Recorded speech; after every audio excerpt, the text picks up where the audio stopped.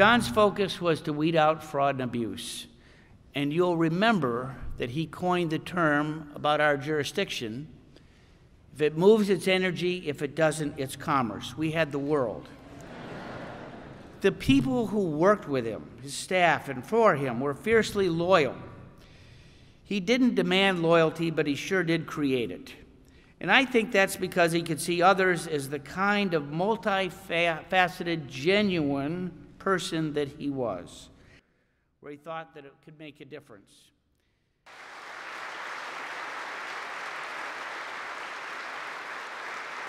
We have come together today as fellow Americans to celebrate the life of one of the greats.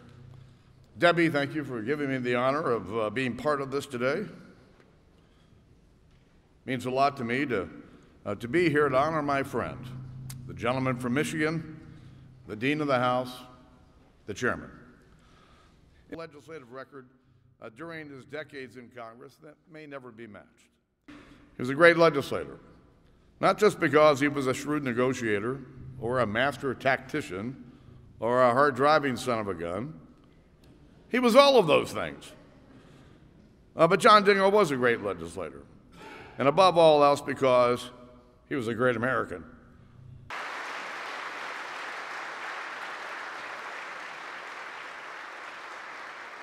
Like many of the freshmen at the time, I saw him as larger than life. He was imposing, yes, intimidating.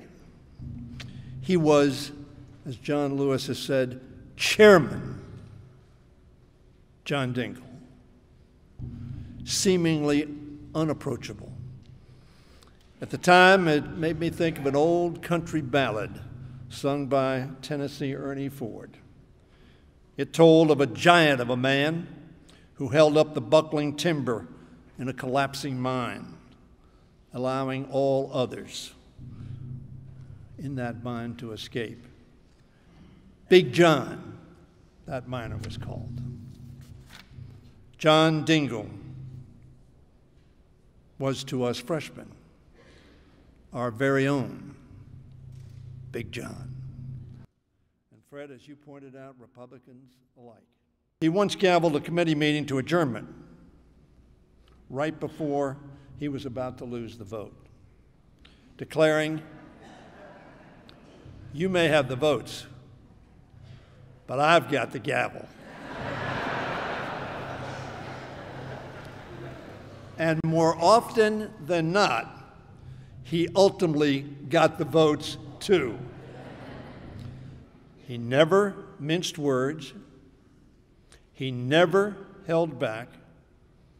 Sincere, earnest, determined, courageous, persuasive, principled, indefatigable, at times acerbic. Say amen. Amen.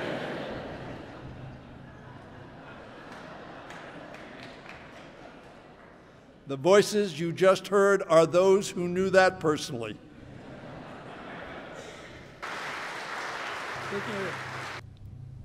What do you say? Don't you think we owe it to John?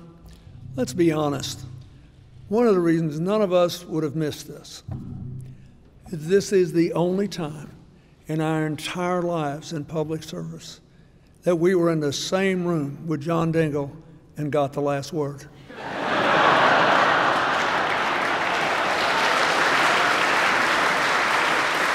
John Dingell was just about the best doer in the history of American public life.